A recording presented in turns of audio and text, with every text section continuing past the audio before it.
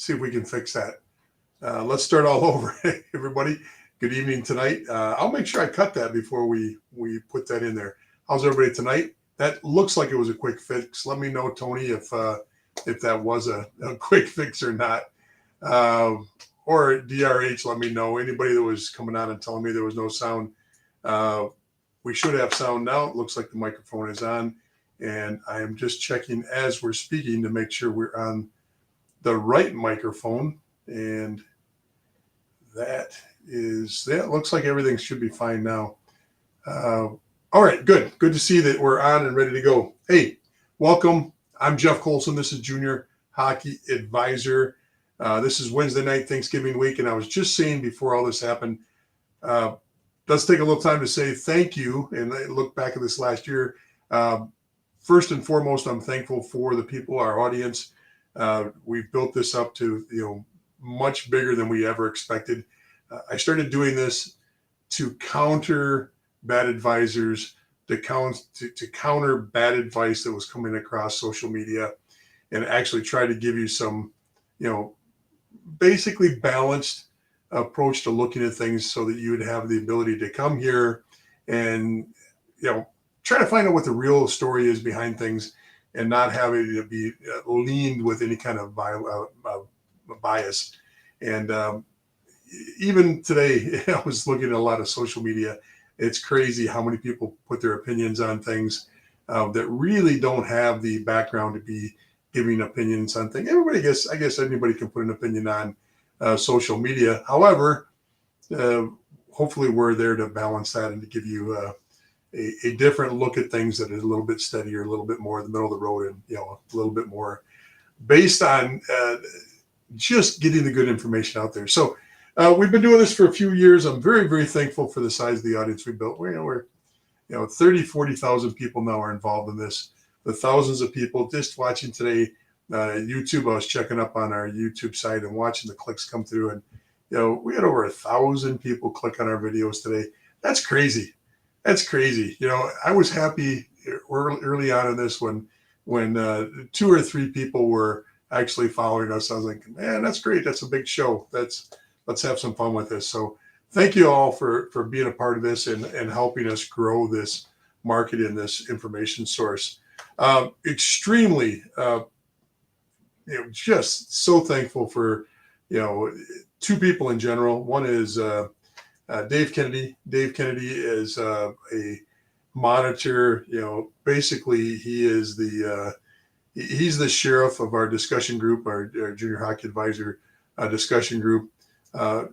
He's got a real good eye for information, and he's got a real good sense of how to keep things moderated properly on there. And very, very thankful for Dave and for everything he's done for the show. And the other person, although we haven't seen much of him lately, he's still been a huge part of this last year, is Mike Bloomer, and what Bloomer has done to help elevate this and add a different lighthearted approach to this topic has been great for the last year. So very thankful for those 2 gentlemen and their help they've given to this growing.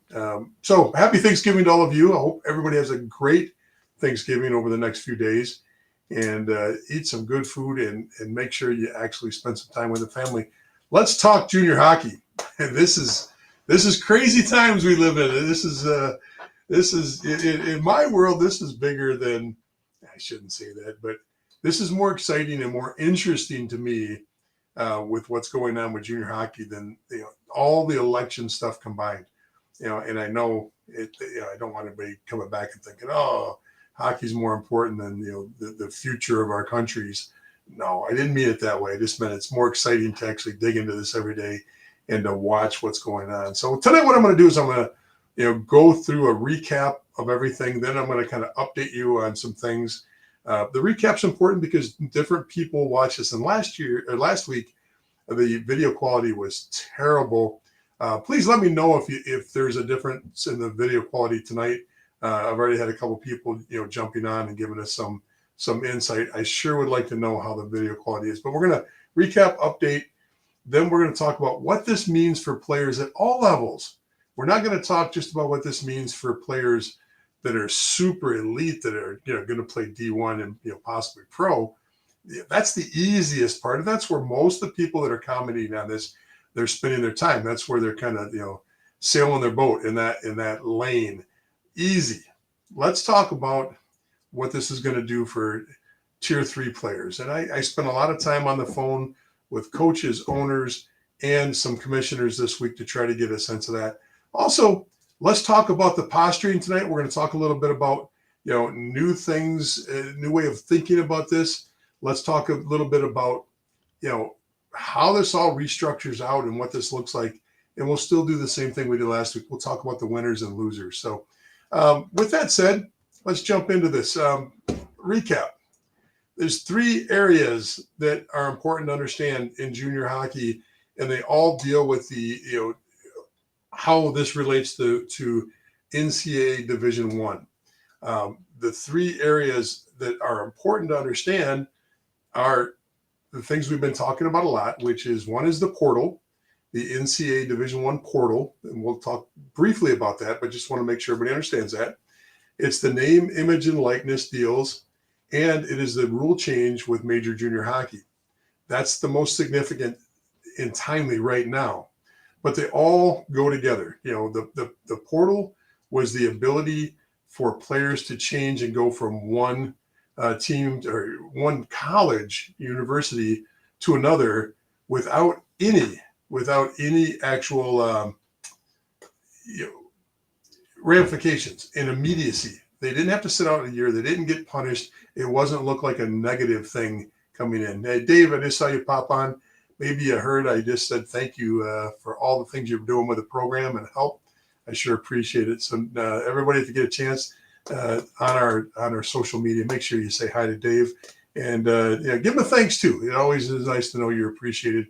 Anyway, so that's what the portal is. And why is that significant for this? One is it opened up, and it was the first crack in shifting the responsibility and the ability to control your destiny.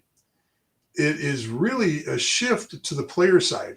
The players took more control of their career and where they're going. Teams had less control, even though teams were able to take advantage of this. And this became important for teams to actually utilize. It really gave the power to the players, and it shifted the powers of the players. Now, this really was pushed hard by Division I football, and to a lesser extent, Division I basketball, only because of numbers. The football is that's the whale. That's the big one. So once you understand that the portal has a piece to play in this, the next part of this that came around very soon afterwards over the last couple of seasons here is this name, image, and likeness goes by NIL. And what does that mean? Well, it gave players the ability at the Division I level to find their own sources of income. They can be in commercials. They can sell their logo on a jersey. They can sign up to make money off their name, their image, and their likeness, which is huge. And now it's really catapulted into some crazy level. At the Division I football level, the University of Michigan just signed a player for $12 million. Think about that. This kid's going to get $12 million to play football at the University of Michigan, a quarterback. So as a freshman, he's already coming in making more than rookies make in the NFL. It's just unbelievable amount of money that's being thrown around at that level. But what does that do? Once again, it shifts the power to the player, and the player gets that.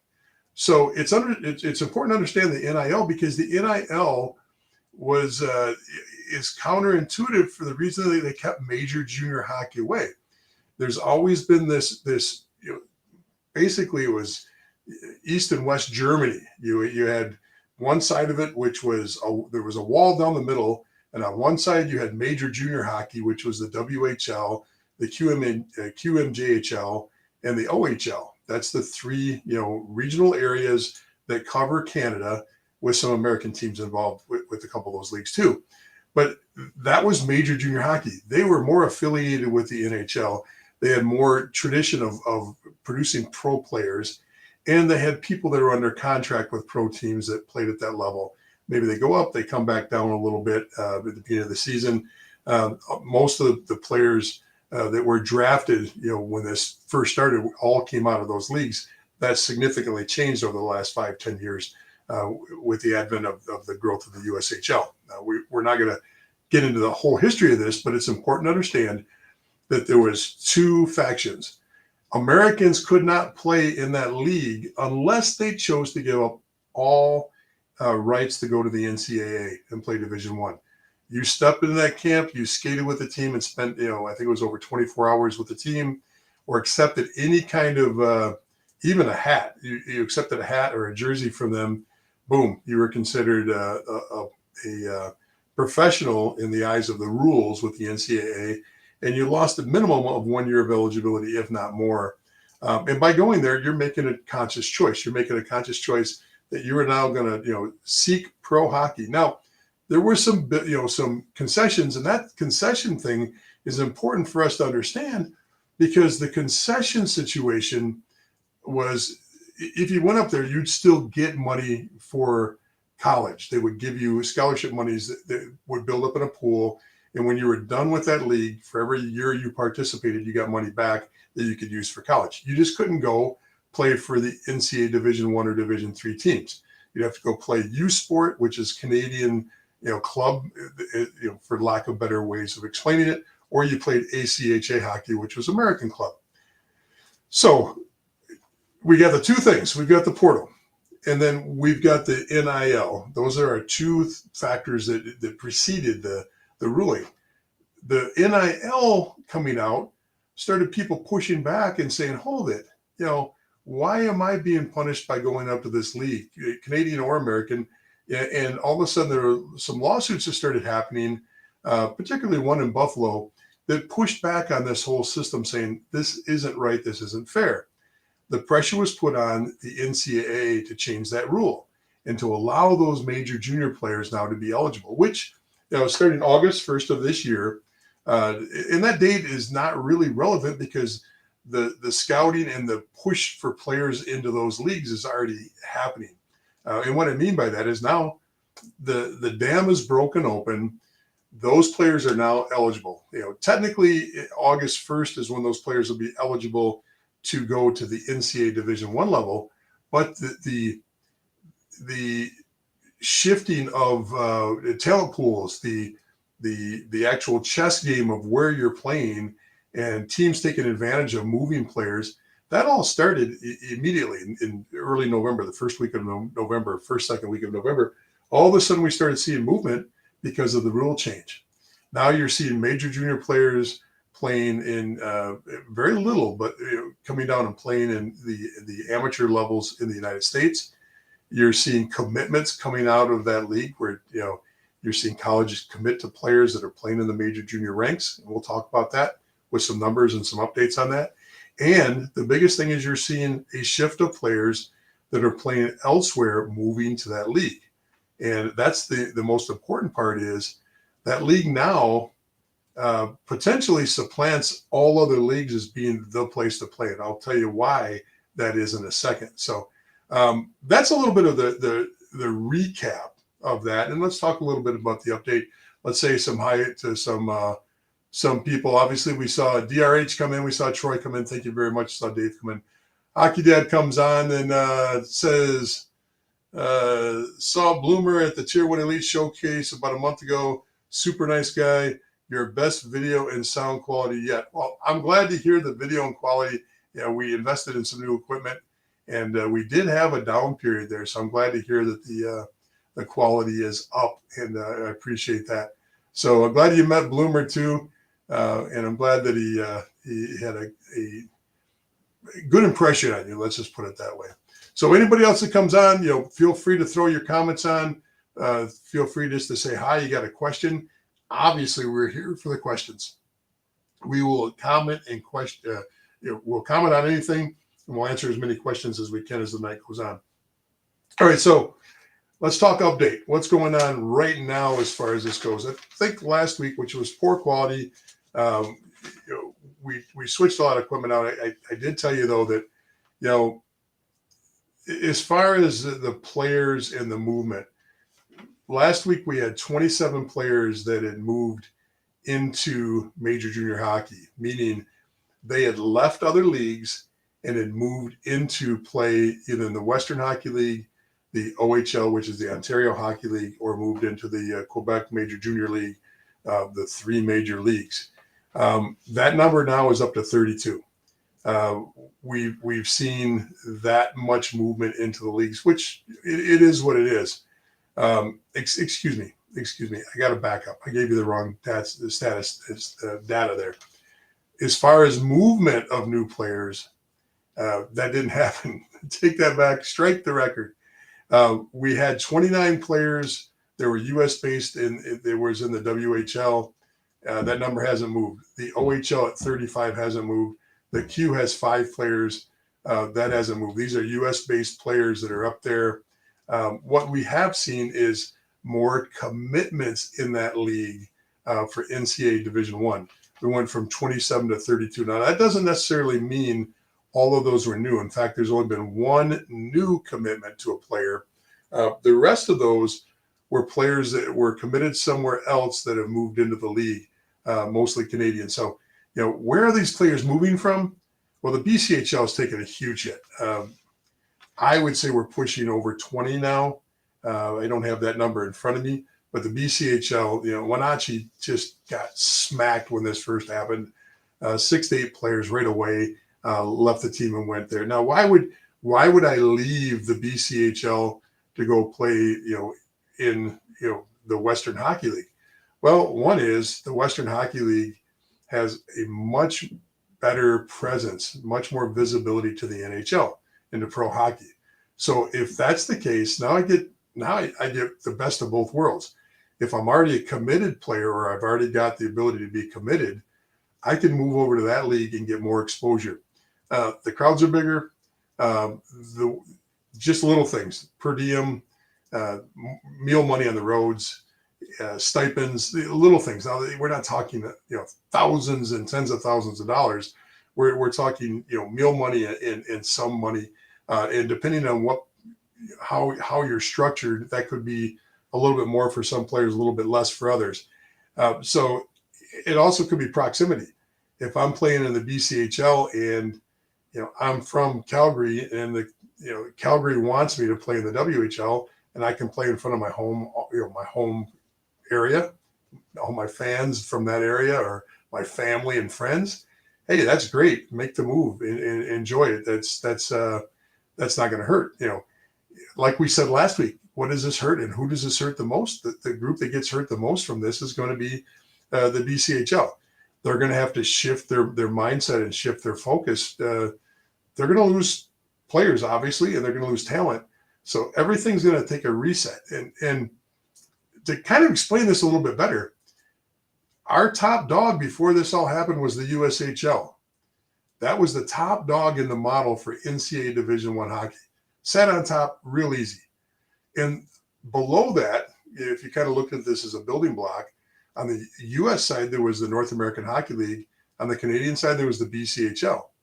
As far as the amount of players ratio per league or per team, the BCHL crushes it. They have a real high ratio of Division I commitments.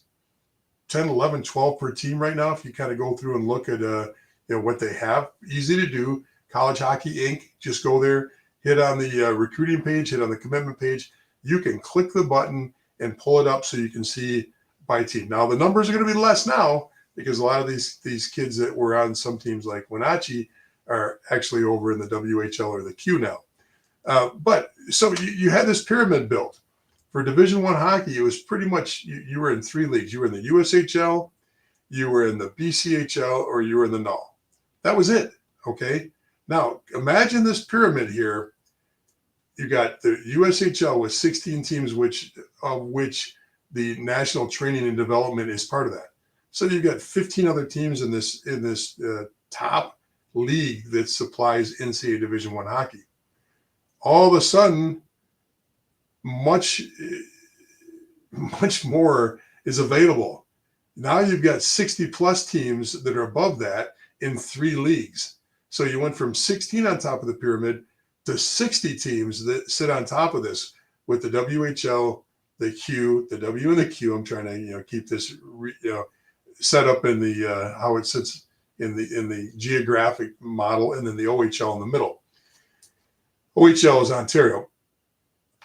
60 teams added to the top there that are equal or better than the USHL, not in talent, equal and better in the fact that they're a known quantity to the NHL. Not that the USHL wasn't, but clearly the paths are all built into that model for pro hockey.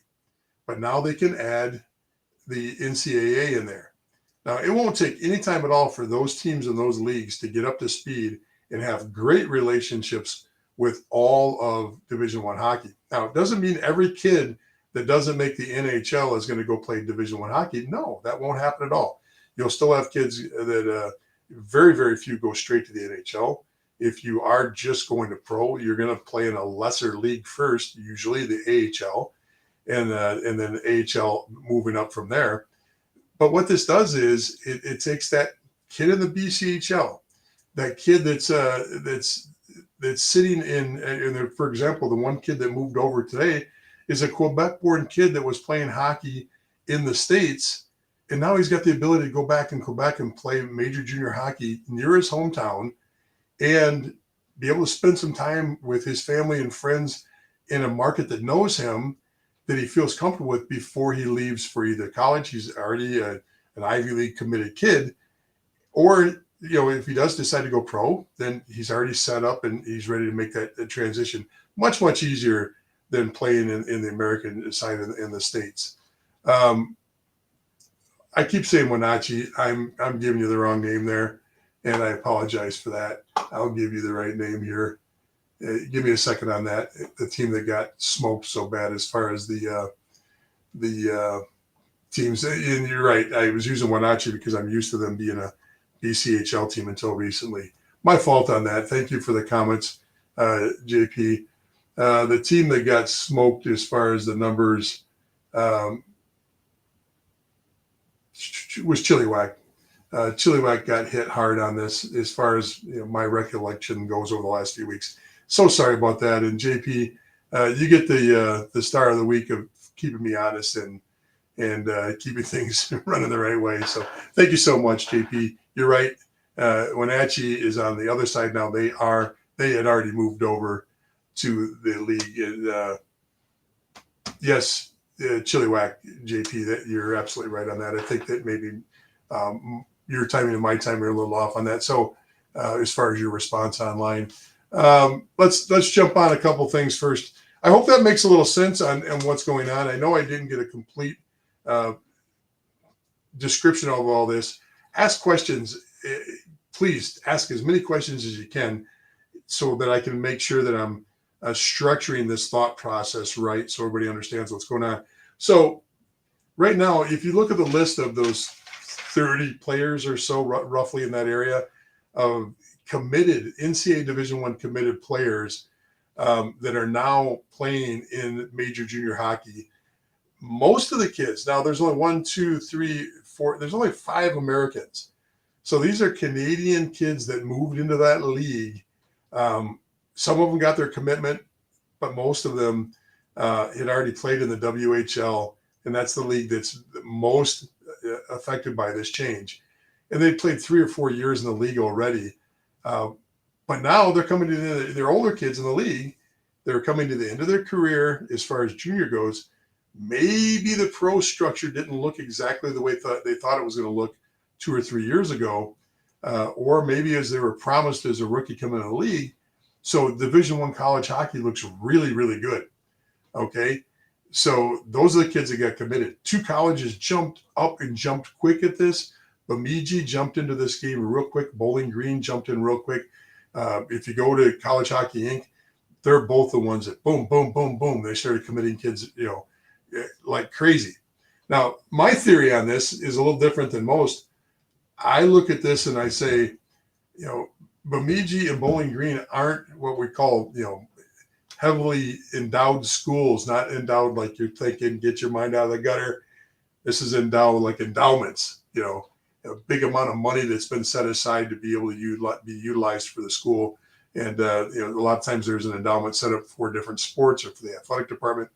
Um, so a school like Michigan. Now, one thing we didn't talk about is all of the schools starting next year have to abide by a new set of rules when it comes to scholarships.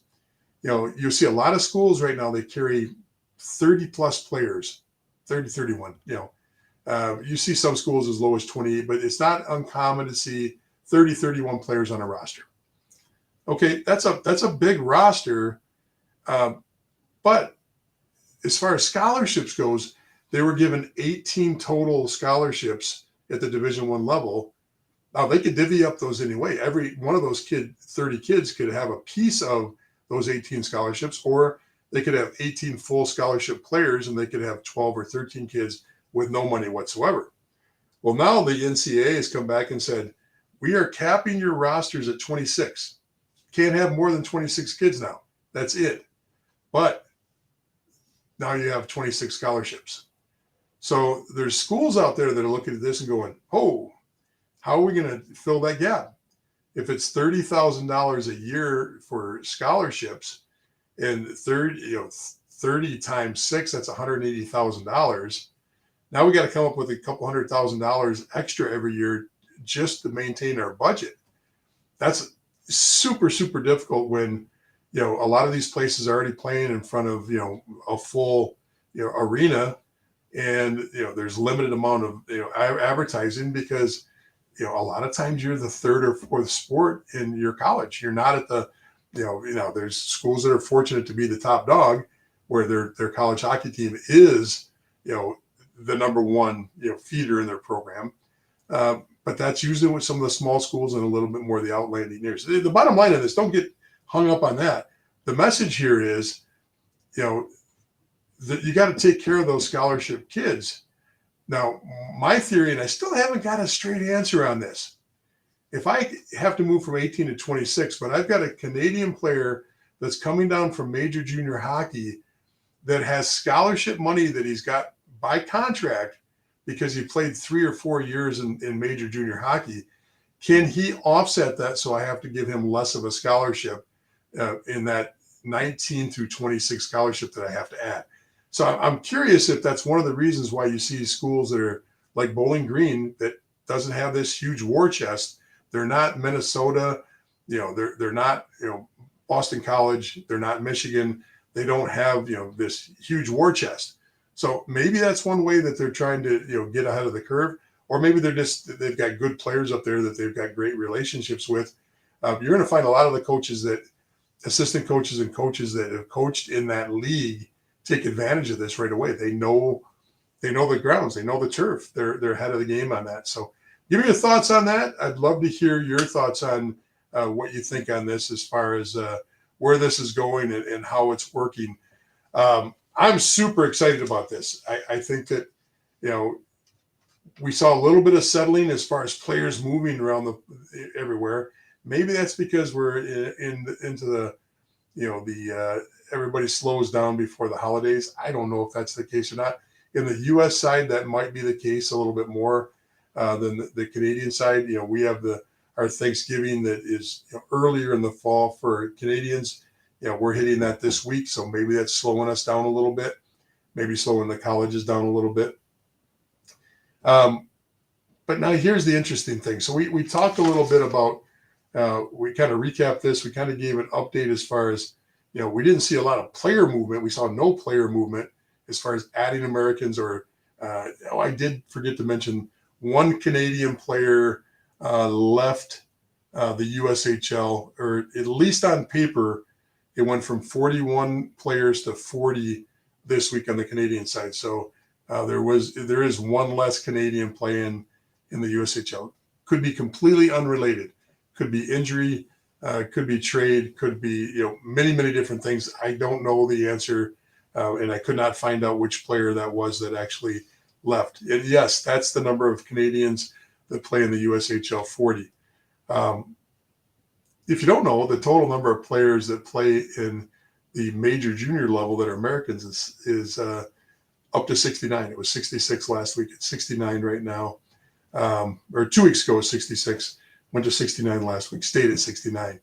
And respectively, that's 29 in the WHL, 35 in the OHL, 5 in the Q. So yeah, that's it as far as where we're at right now. Now let's talk a little bit about, what this means for players. The easy one, top end players, you got more options now.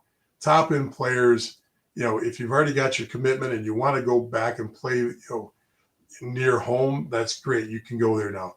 If you're playing in the Midwest and the USHL, which the USHL is, it's a tough league to actually travel in. The one thing about the USHL is, let's pull up a map of the USHL and you can kind of look at this. Let me pull this up for you. Jump on here and give you the USHL map. So there's the USHL, and you can see, holy smokes, you got something way over on the eastern side of Ohio, which is way over here. If you can see my mouse, and then you look over here and you got things, the Sioux, Lincoln, all these things over here, Nebraska. It's just tough. You get up here at the top where, you get into the North Dakota area, South Dakota, North Dakota area. That's just tough sledding there. That's, if you're here and you've got to go here, National Training and Development in Michigan and Muskegon over here, you can see there's some long bus rides, and they're very similar to playing in Saskatchewan and Manitoba. And I'm not saying that the WHL doesn't have a tough map themselves. The WHL definitely has a tough map. But because of the way they've broken down their league, it's a little bit different, and to give you an idea, let's jump on the WHL map and we'll show you the WHL map. Let me pull that up for you, give you a sense of, what that looks like over their space. There's the WHL. So yeah, don't get me wrong. You see a lot of, this is the Washington area here. You get into Oregon, right on the border with Washington. So basically it's Washington State. But if you notice the way they break down their league, their divisions, you've got an Eastern Division, which is, basically the Alberta area, Calgary, Edmonton, Red Deer, they're all close together. Then you get into the other side of it. And then if you notice down here, you got a Western side. This is all in the British. This is down by the island, Victoria. That's not that bad of travel. And then if you notice the U.S. based teams all sit down in their own division. It's called the Western Conference U.S. Division. So it's not really that bad. When I say travel, in comparison to travel in the North American Hockey League, which is pretty easy. And the reason that's easy is because they also, keep their divisions together, the South, the Midwest, the East. So anyway, what are your thoughts? Is any of this resonate as far as players getting the ability to go, play at home, getting the ability to play with more exposure, getting the ability to play where it's even more pro-like than the USHL, meaning there's just a better connection in a clearer direction on the pro level, where the USHL it has really always put the Division I level above that, with the exception of maybe the National Development Program, where there's a lot of interest in pro hockey right off the bat there. Your thoughts on this? Am I off base? What are you thinking on this as you see this? Let's answer a question first, and then I'm going to come back to giving you a little bit more of how things look. Dave is actually getting active on the board tonight. Do you see fewer null Division I commitments and possibly a resurgence of D2 hockey, or will the null commitments be pushed down to D3? Wow, that's a great question. So, the saving grace for, sorry about that. Dave's question here. The saving grace for the North American Hockey League is they already give a lot of attention to the Atlantic Hockey uh, Division One league. Atlantic Hockey is your Armies, your Air Force, your RITs, your Merrimacs, your or not Merrimacs, I'm sorry, your Mercyhursts of the world, your Canisiuses, your Niagaras of the world, and I could keep going. And there's Sacred Hearts in there. There's a lot of schools. Most of these schools within the last 10 years, 10, 12 years, were Division III schools that elevated up. And for many years, they were Division I in name, but never gave scholarships. And then it changed where they moved up the ladder until just a few years ago, maybe 2 years ago, they finally moved up to 18 scholarships per team. And it's only been a couple of years that they've had full scholarships. The reason that's important is these are also the colleges that don't have high-end potential players, meaning it's rare to see a kid go to the NHL from this league, and it's extremely rare to see an NHL draft pick out of this league, where the other leagues all have draft picks, and some are more than others. A league with Michigan or a league with Boston College and BU in it, those leagues have a lot of NHL draft picks. The Atlantic doesn't, which means there's less, but not completely gone, chance of seeing a kid leave a situation to move into another league because he's doing it for pro hockey if he's already committed to an Atlantic school. So if he's in the null and he's got an Atlantic commitment, he's probably going to stay there. Remember, there's got to be somebody that wants you on the other end.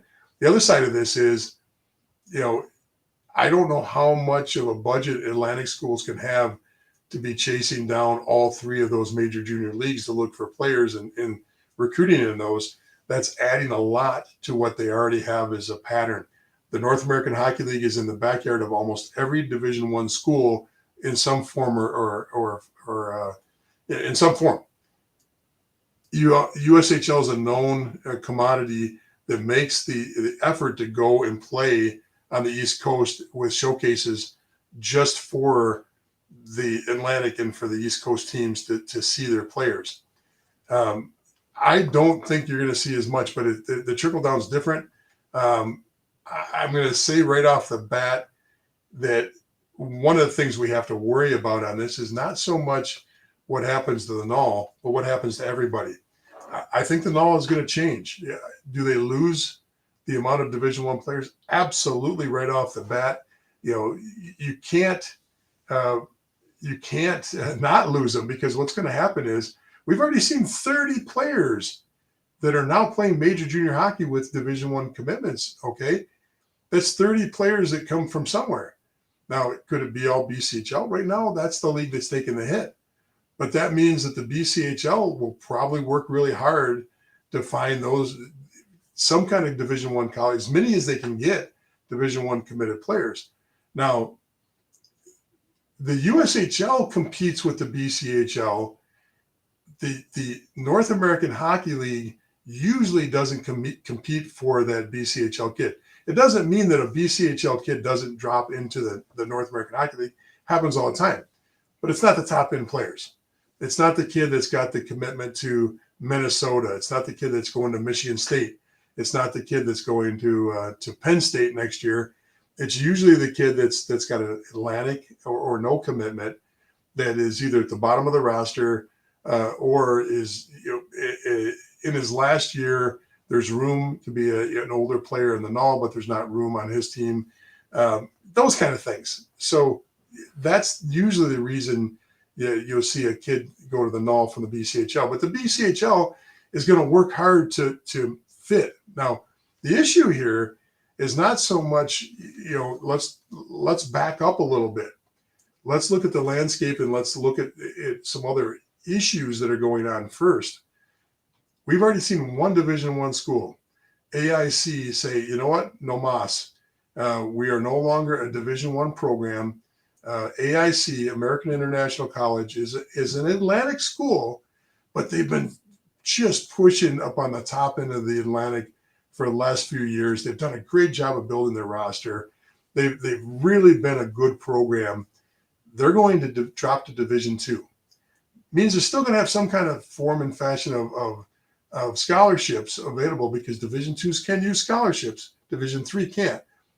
But they don't have to adhere to that 26 rule.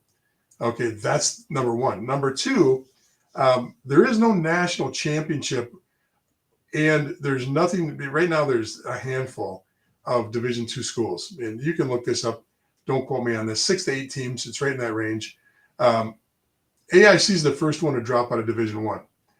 Does all of this change as far as scholarship situation and portal? That's the big thing. You know, teams can afford to use the portal because they've got a reach, they've got a network built up. If they're strong, they're powerful. If a player is playing for Boston University, and he leaves in the portal, Boston University is going to be able to pick up the slack by picking up either another kid out of the portal or having something to be able to step in right away. Now, with that said, AIC doesn't have that same ability. They don't have the attractiveness of the major boys to be able to replace that portal. Some schools are dabbling into NIL now. It's not big in hockey yet, but it will be. It'll progress and grow. So AIC is basically looking at this now. Part of this whole deal with the scholarship increase is it's just not hockey that's been hit with this. The NCAA has increased baseball, tumbling, wrestling, all these other sports, women's basketball, women's hockey, all these other areas also are increasing their scholarship abilities up in numbers. Now, it's not 26 across the board. Baseball, has their number that they can improve to. Tumbling has their number, but they're all getting more scholarship added on. So some schools are going to look at this and they're going to say, you know what? I spend $3 or $4 million on hockey. Hockey brings back in the door $1.2 million. We've been losing money on hockey, for years. Even if they're break even, let's say there's a team out there that's figured out a way to break even in hockey. If I give up men's hockey and I'm spending $3 million, I can cover the rest of my scholarships for all my other sports. Let's drop men's hockey down to Division II, and we can cover everything else, or just drop men's hockey completely. I don't think we're out of the woods yet. I don't know if this is well thought out on this increase in scholarships. It sounds good on paper, but who knows? Who knows where this heads here? So, Dave, the original question you asked about, how does this work and what does this do to the NAHL in general? I think the NAHL gets in on this. I think the NAHL has an issue here. I think the NAHL's issue more than just, Division I is the NAHL has expanded more than any other league and added more teams over the last 3 or 4 years than any other league. USHL, zero growth. BCHL did one move last year when they let teams from the AJ come in and join, which kind of set up a whole division with them. Did it dilute the product? Yeah, it did. But I think they did that because of what's happening right now. I think the BCHL said, look, with this movement, we're probably going to lose a team or two besides just having these players move up and migrate. We might lose a team or two to this whole thing happening because of the change in landscape, the change of the type of player that they get in. I think you're going to see a couple things happen. I know that there's talks going on every single day about teams joining major junior hockey, specifically teams out of the USHL. If that happens and the USHL has movement, I think the relationship between the USHL and the BCHL has to be explored. I think they have to come together and talk and try to find out a strategy, because now, the enemy of my enemy, that whole thing. The USHL is the biggest loser in this as far as their prestige and where they fit in the world. Okay. It's yet to be seen how many players they lose, but They're no longer top dog in the NCAA Division I world. Okay. They now are at least up here with 3 other leagues. Maybe they're in a better position than the Q, and the Q only because of language and cultural barriers, because of proximity, and because of, there's only 6 Americans up there right now. It's not an area that's ever really pushed hard to move into the American markets or to try to take advantage of American markets. This hasn't been their priority. So maybe the USHL is a little bit ahead of that league, but there's still, it's now a game of a group of 4 for NCAA Division I hockey, not a group of 1. So the USHL, especially now, who's likely to make a move? Well, the easiest ones that for me are the ones that the outlier is Youngstown. Youngstown's right down the street from Erie. Erie's right down the street from Toronto, which we shouldn't say right down the street. Definitely right down the street from Buffalo, which is the Niagara area. And so you got Niagara sitting right there. You got Toronto right up the street. It makes much more sense, in my opinion, for Youngstown to be involved. Okay. Does that happen or not? I don't know if it's going to happen, but it makes logical sense. The other one that would make a lot of sense to me right off the bat is Muskegon. Muskegon, because if you look at that map again, let's pull that map up of the WHL, or excuse me, the OHL. I don't know if we looked at the OHL map. I don't think we looked at it, but we'll look at it now. If you look at the OHL map, we'll get it. The map's on here. It's up top. I just got to scroll to it. I don't need to take any. You look at that map, Michigan already has 2 teams, Saginaw and Flint. Okay. Muskegon sits over on the west coast by the Lake Michigan over here. However, Windsor and Sarnia, right on the border right there, literally a bridge away. There you can see the rinks from the American side, at least the old rink. You used to be able to see it. And I'm talking about the Windsor rink. But they're that close to the border. So you've got 4 teams already in the proximity of Muskegon. Natural fit, in my opinion. Boom. And then, the other team that sits up there is Sault Ste. Marie, which is, once again, right across the border, sits right there. It sits on the Canadian side, the Sioux Greyhounds.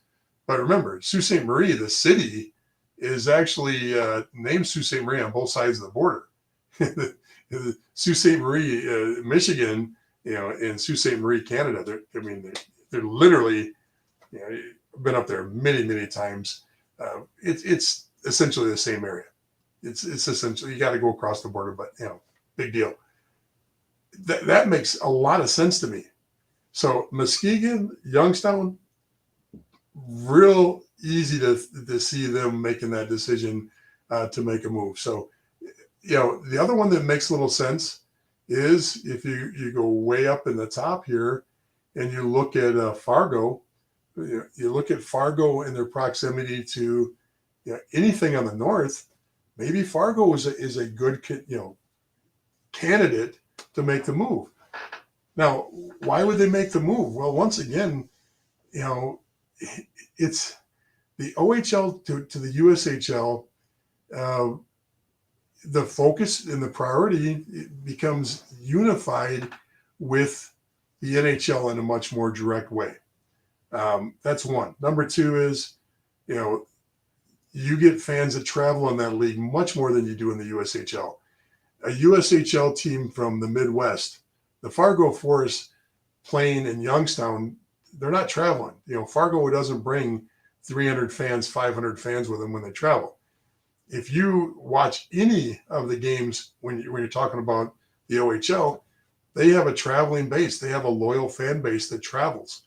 And because there's such a tie with the NHL, you'll see a lot more fans that are NHL fans that know there's a draft pick that will come into the stands and be wearing a jersey.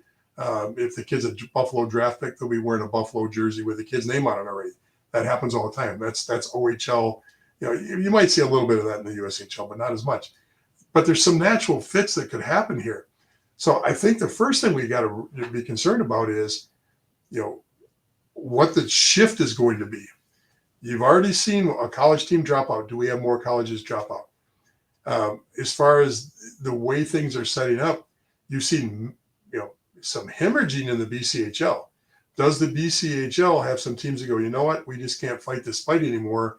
We're gonna settle at a lower level and focus on a different type of junior hockey, or does the whole thing stay the way it stays in status quo?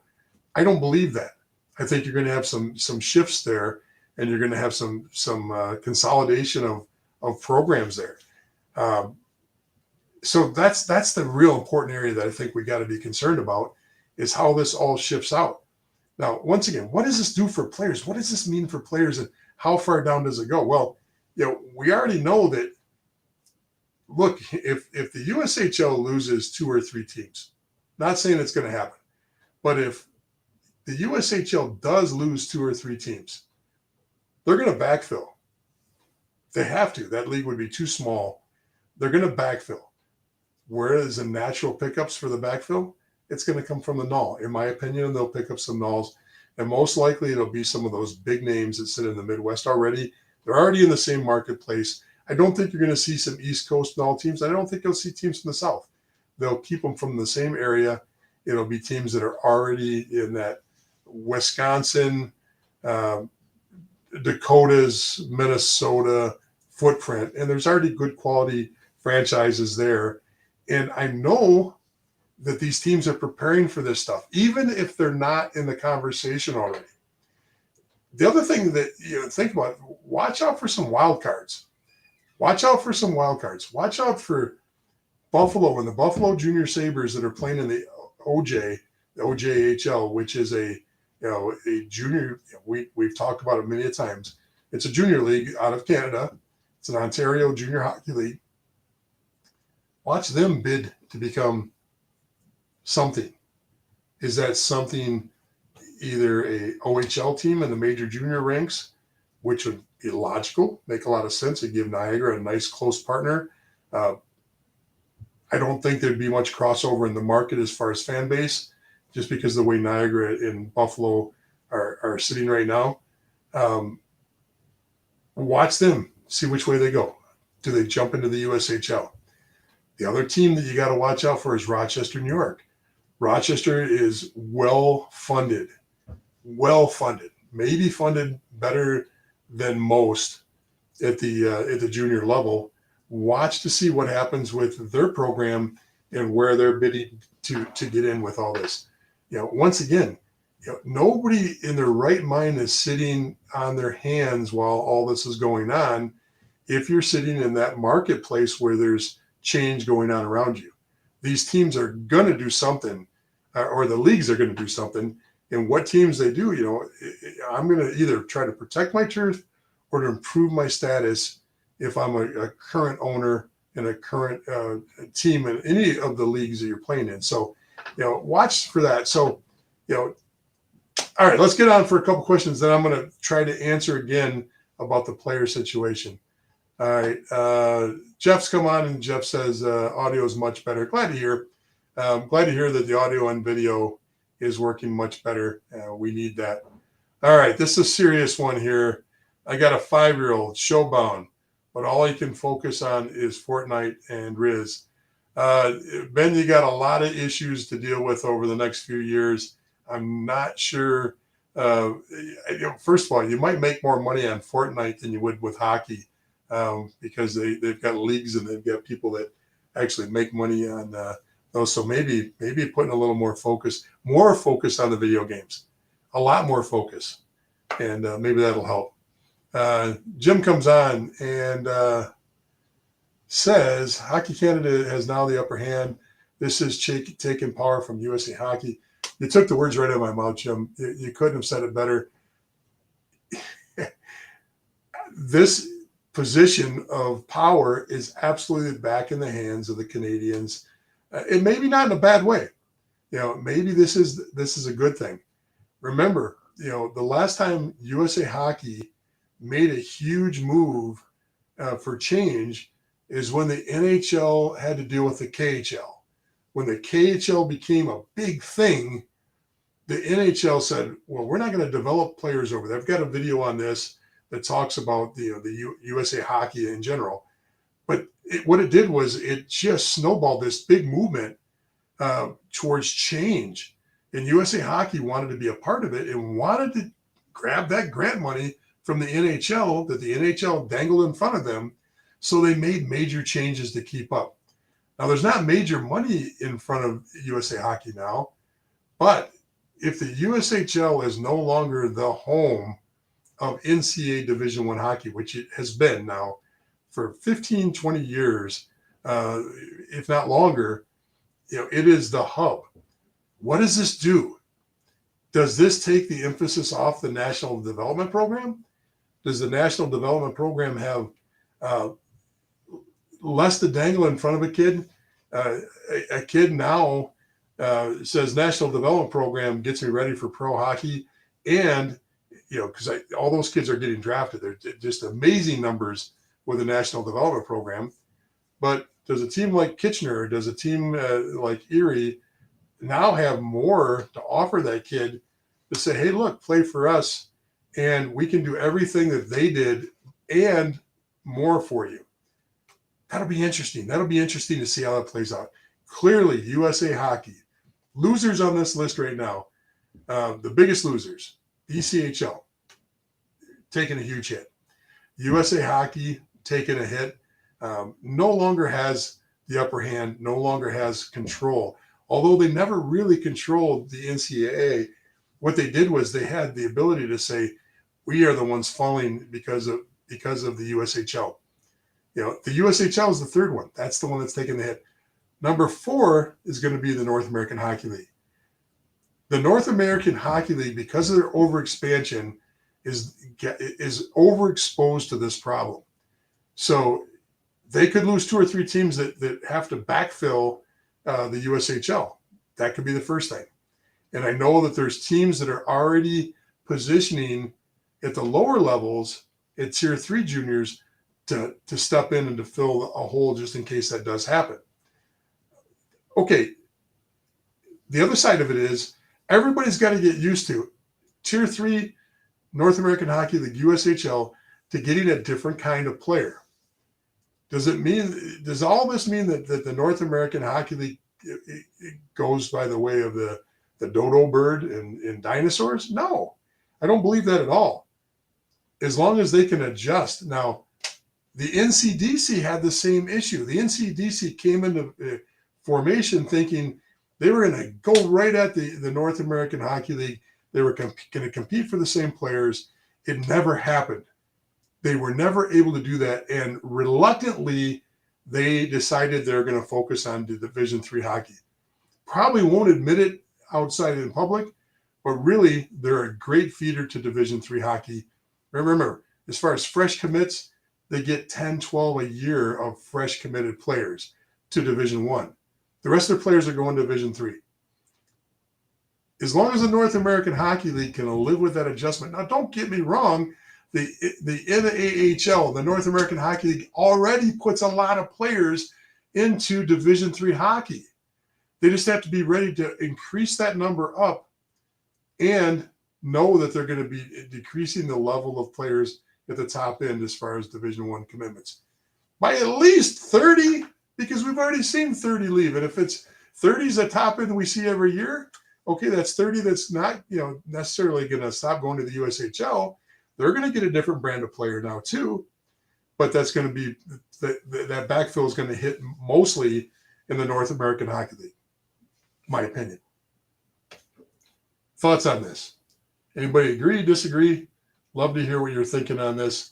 I know I'm covering a lot, and there's a lot to talk about with this, but man, oh man, it's exciting.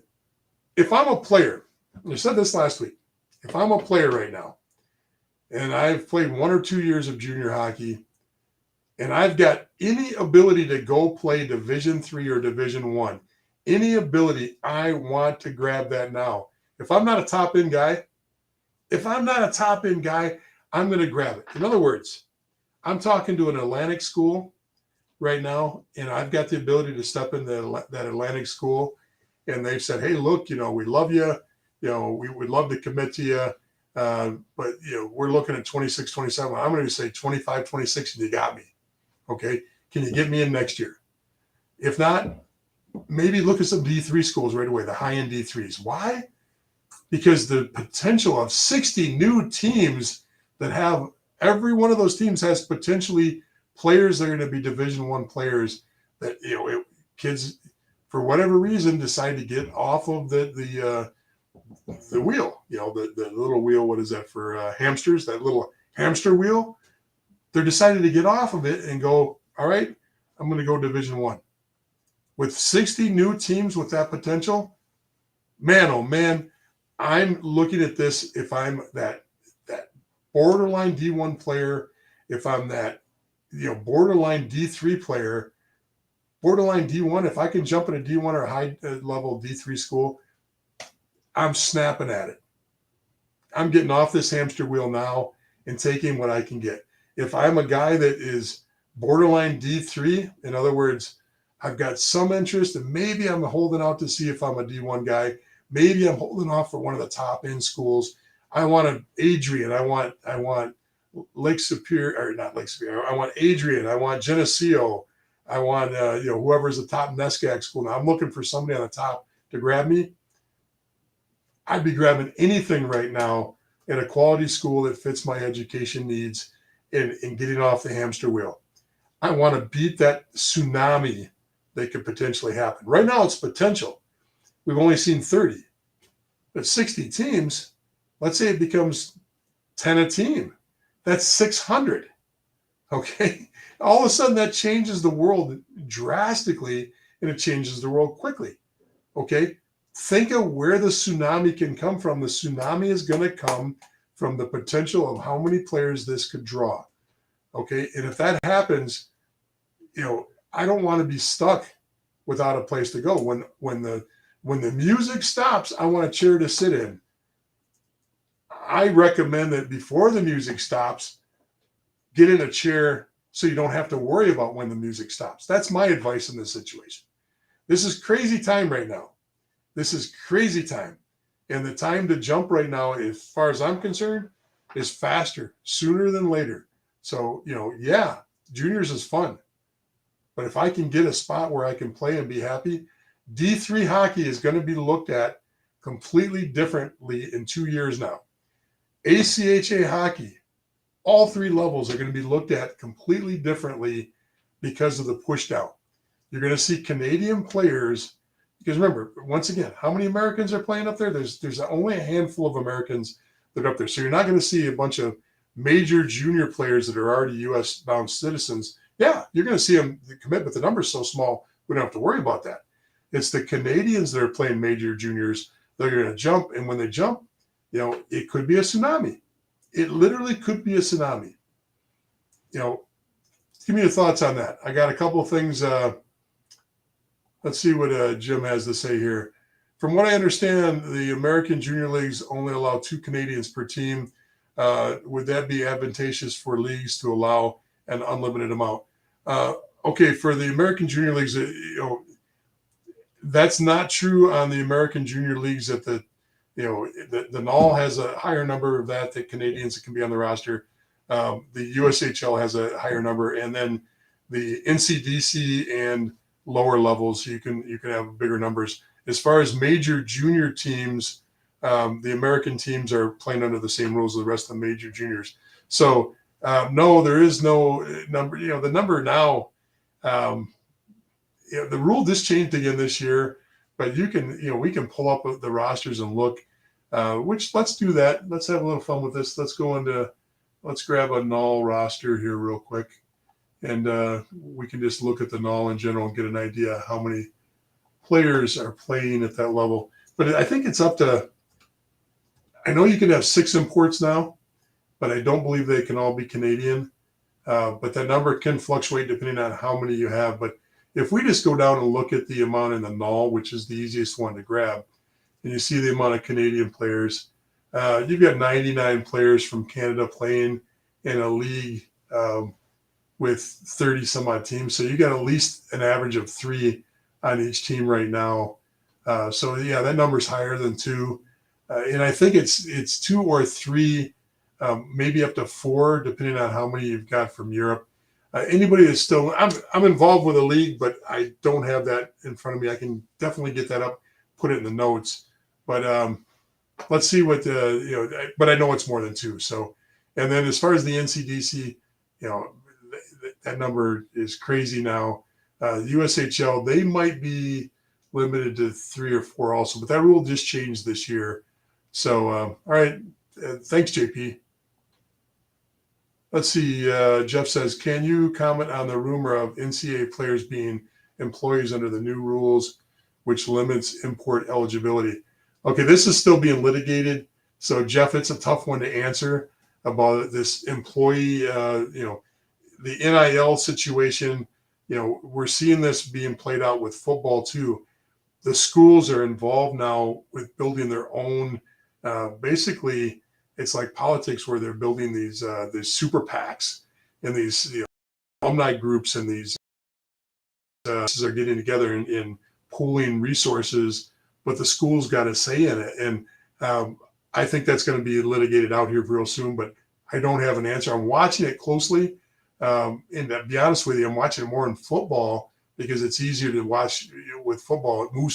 It moves faster because of the amount of money that's being thrown around and the amount of attention given it to it. So I think we'll see something happen. Once again, the University of Michigan was heavily involved with this Bryce Underwood deal for $12 million for the new quarterback at Michigan coming in as a freshman next year. They flipped him out of LSU. Is that money, is he an employee? Is he working for the team? Is he working for this, for lack of better terms, this super PAC? Who does he report to? Who's paying the taxes? All this is still all being flushed out. And but as soon as we start getting a little bit clearer picture, I'll be glad to let you know. I've got 2 lawyers in the family, soon to have 3. And I ask them questions on this all the time. And I get the standard lawyer answer, which is, well, it depends. It depends. That's not a good answer right now. So, but Jeff, as soon as we get a better answer, I'll gladly, fill you in on what I know. You might get an answer faster than I do. BCHL attracts a lot of Americans, and it's made their league what it is. Absolutely. I mean, I've got videos out there. We've talked about it. We've tracked this league. We love this league over the years. And, it used to be you get 100 Americans up there, and the number was higher than that. You get 50% coming from prep, and you get 50% that were not prep. You get them coming in holding their Division I scholarship in hand. They'd commit to a Division I program. They'd go up there. Perfect example is a kid that played for me, Kevin Wall. Played prep, got his commitment to Penn State while he was playing prep, went up for one kind of a grooming year. A lot of the American prep kids would go up, play a grooming year in the BCHL, then head to their Division I school. These were all higher end kids playing for the better Division I programs, and it was a factory. We saw a ton of prep kids going up to play in the BCHL. How does that change? I don't know. I don't know if that prep model gets pushed over into the Western out of the BCHL, or if the BCHL, if it's being held on by individual relationships with either owners, managers, or coaches inside the BCHL. Up until now, it was a really nice model. The BCHL was a great league to play in. It's just really changed a lot in the last year. The AJ, the advent of that coming in and adding on this whole new pressure with players leaving to the W, I don't know where. And it was not just the W. There's players going to the Q and out of the BCHL. And I think a lot of it's just, hometown roots. A lot of these kids are like, why would I play in BCHL? I'm from Quebec, and I get a chance to go back and play in the Quebec area. I want to do it. I want to play near my hometown, family and friends. It's my last chance before I go to college. Why not? So we'll see. But you're absolutely right, JP. It is actually a very attractive league, or at least has been up until this point. So we'll see how that goes. All right. Jim says NCAA will be all Canadian by 2026. It's like the NCAA allowing Brazil League, one one pros to get the full rides, and so yeah. I don't know if that's Jim, if I can completely agree with that, because there's still a ton of talent in the United States. The United States has closed the gap, and all you have to do is look at the NHL and the amount of Americans that play in the NHL. We've got videos out there on that too. That number has moved up drastically over. In fact, as the Europeans grow and America grows, Canada, as far as NHL production, has been on a 20-year slide, slowly but steady on the downside, while the Americans have grown or stayed flat and grown and stayed flat and grown. Europeans slow growth too. So I don't know if you're going to see that go away. And if the NHL product, which has the Americans in the NHL are almost all NCAA Division I players. So I don't think that goes away. So I don't know if I would say that it would be as drastic as you're saying, but I definitely think that there'll be, hey, two things are happening at the same time. Reduction of rosters, less players, okay? Canadian kids aren't coming down to be the 28th or 29th player on a Division I team and pay for that spot. So we're not going to see those spots be filled by Canadians. Those spots were filled by Americans. Now that we're reducing the roster to 26, who's to say who fits that 19 through 26 spots? That could be 6, 7 Americans. It could be 6, 7 Canadians. The odds just went up. Now, don't forget, the other part of this is there's always been a stigma in America not to play major juniors, because you don't want to give up that, just that coveted, it was almost like the sky open and is thou shall not play major junior. And you were looked at as this sinner if you stepped over the border and you played on one of these teams.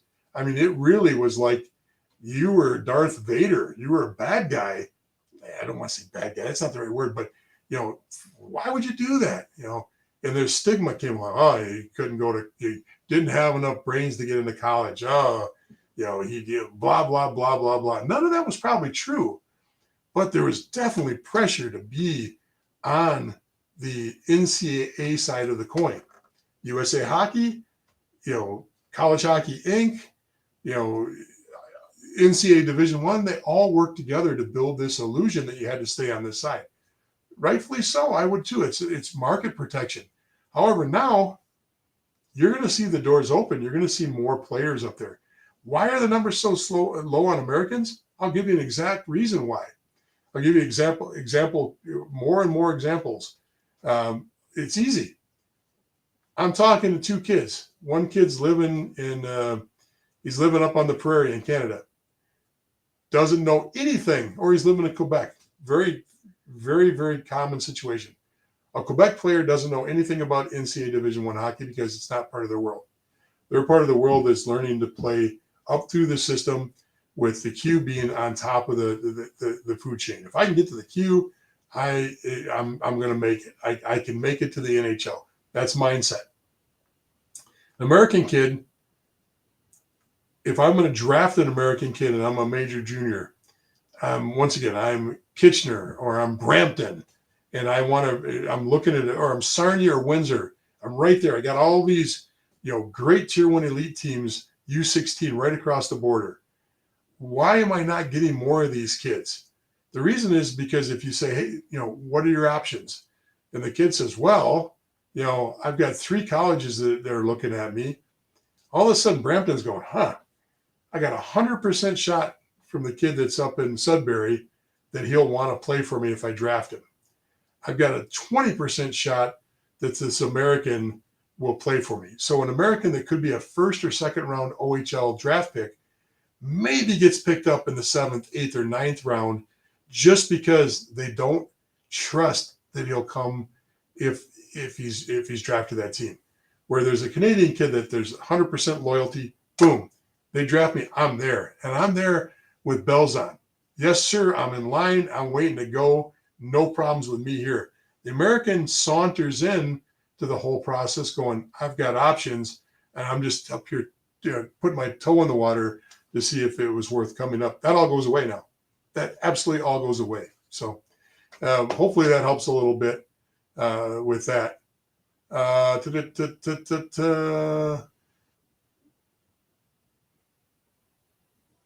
Okay, what did I say here? Jim says, or Hockey Dad says, Jim, it was our U18. Not sure. That was probably some cross conversations going on here. All right. With that said, boy, oh boy, I'd love to see some more comments. Love to keep this going, but folks, I gotta tuck in. Next few days are going to be great. Tomorrow, Thanksgiving turkey, Lions are on. Lions are. This may be the one time in my life where the Lions actually have a chance to win on Thanksgiving, and are probably favored to win. Gotta love that. Friday, watch a lot of good sports on Friday.